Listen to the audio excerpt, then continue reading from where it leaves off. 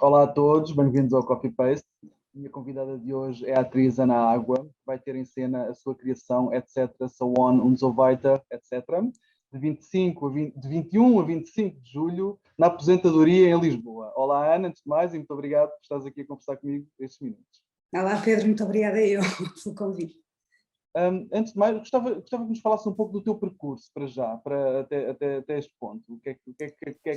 Como é que tem sido? Eu sei que não é igual à maioria. Não, o meu percurso é um bocadinho atípico, não é? Porque eu não comecei nas artes. Aliás, eu entrei na Escola Superior de Teatro e Cinema aos 35 anos.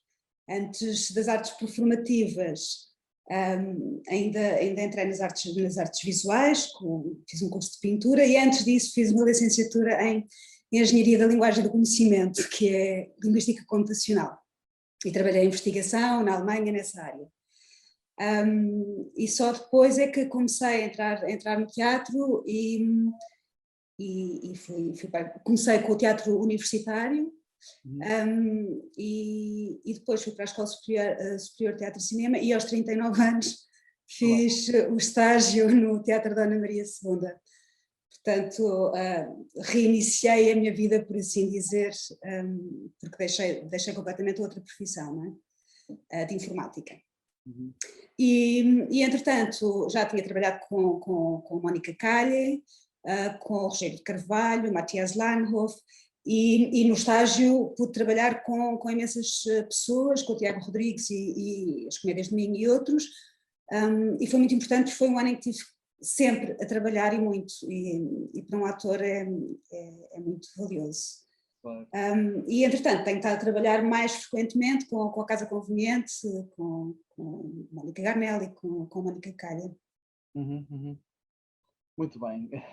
Olha, depois de vários trabalhos como atriz que tens feito e que já referiste agora, o que é que te levou a embarcar numa criação tua?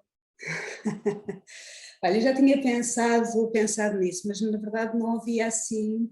Eu estava a fazer as outras estava a fazer os outros trabalhos e não havia nada assim que me desse esse input. E entretanto comecei a querer fazer uma criação minha e tinha a ver com trabalhos que eu já tinha feito antes com outras pessoas, mas que eu queria explorar de outra maneira.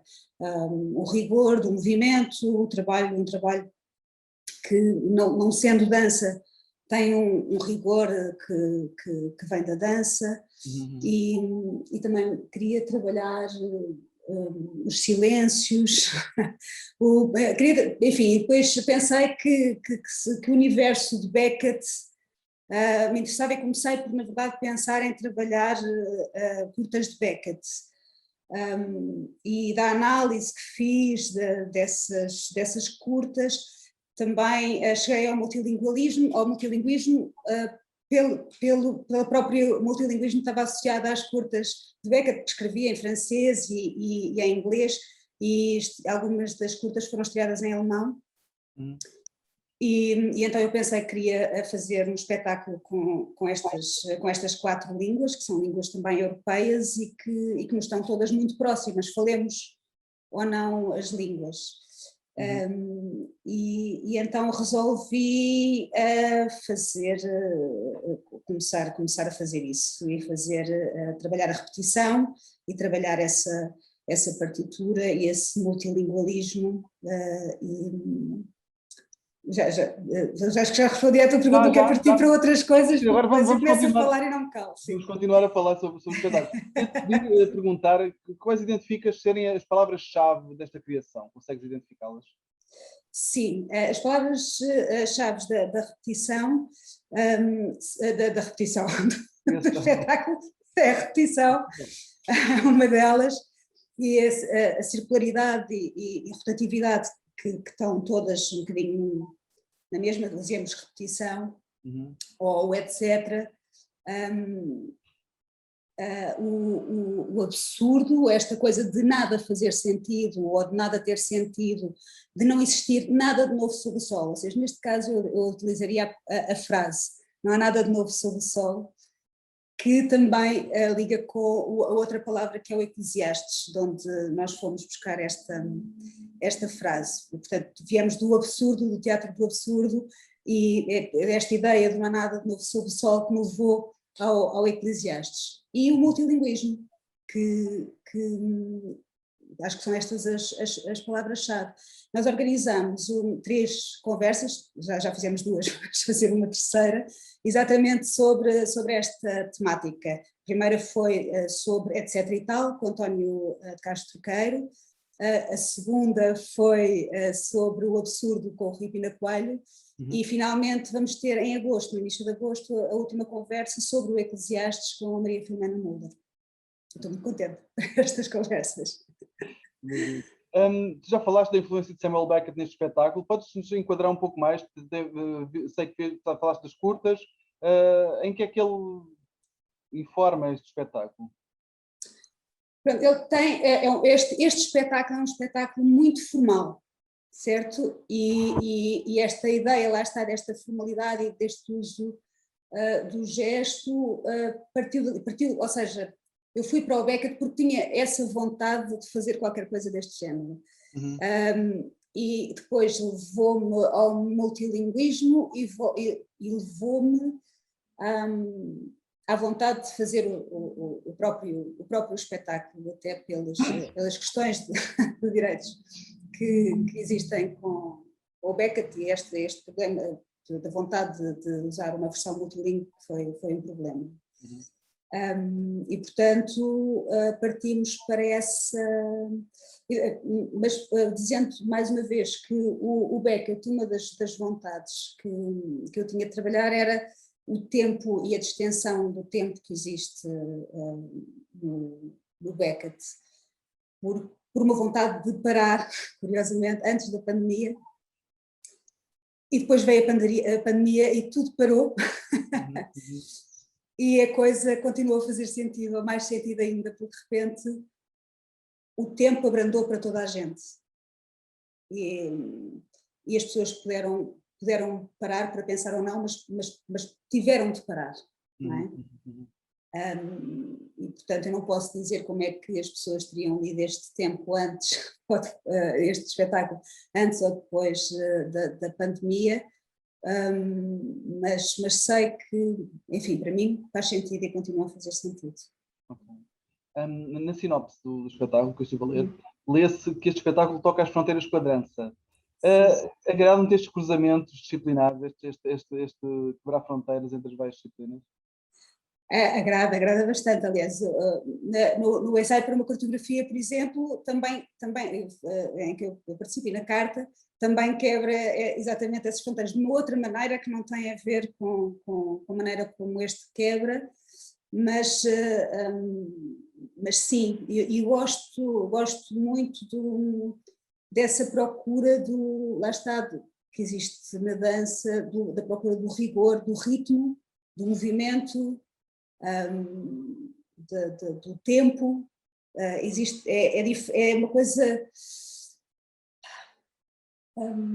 que muitas vezes é pouco associada ao teatro, este rigor do movimento e esta procura constante do movimento de uma determinada maneira, mas que a mim me interessa bastante.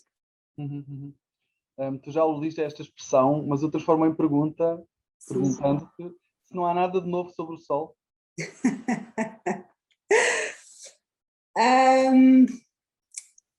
Eu acho que depende do nível a que estás a ver. Eu acho que de certa maneira não, mas de certa maneira sim. Eu acho que o que me interessa aqui é, ou seja, nós temos a ideia, por exemplo, de que as coisas evoluem de uma forma progressiva, sempre para a frente e sempre para melhor. E nem sempre é assim, às vezes voltamos atrás. E agora estamos a assistir a várias coisas em que estamos a voltar, parece que atrás não sabemos bem porquê e como é que as coisas acontecem, mas uma das coisas que vai no livro de Eclesiastes, por exemplo, é a questão de não haver memória e não ser possível traduzir essa memória. Ou seja, mesmo que saibas o que aconteceu, não sabes nunca da maneira que aconteceu. E, portanto, esse transmitir para as gerações futuras não é possível em toda a sua extensão e por isso a memória desaparece e as coisas voltam a acontecer. Acho que é um bocadinho nessa... Já agora, só para dizer que este espetáculo não é um espetáculo religioso, nem nada disso. O texto de Eclesiastes é do livro mais traduzido da Bíblia, não é? Do livro mais traduzido, perdão, a Bíblia. Uhum. E é, na verdade, um texto bastante absurdo, no meu entender, quase sem redenção. Muito bem. Queria terminar pedindo-te um desejo para as artes, para os tempos mais próximos. Ai. Olha, o desejo que eu tenho para as artes é que as pessoas possam continuar a criar e as pessoas continuam a querer ver ou queiram ver ainda mais, que as pessoas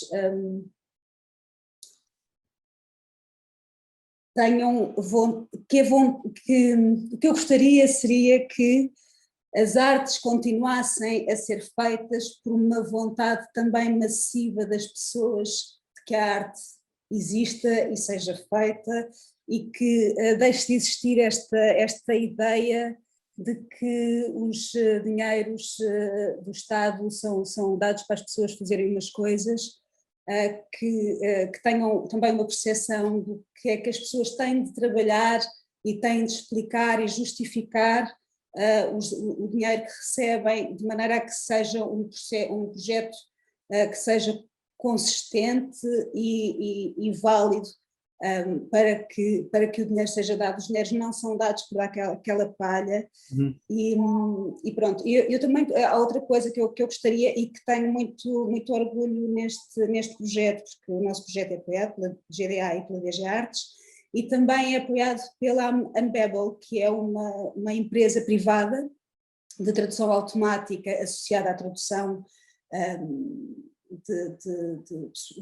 por pessoas, e que nos decidiu apoiar neste espetáculo multilingue e estou muito orgulhosa disso. E seria também muito bom que os privados se interessassem mais pelas artes performativas e outras e pudessem fazer mecenato das obras que lhes interessam. Ana, muito obrigado, foi um gosto enorme falar contigo. Obrigada eu, Pedro, um gosto enorme falar contigo.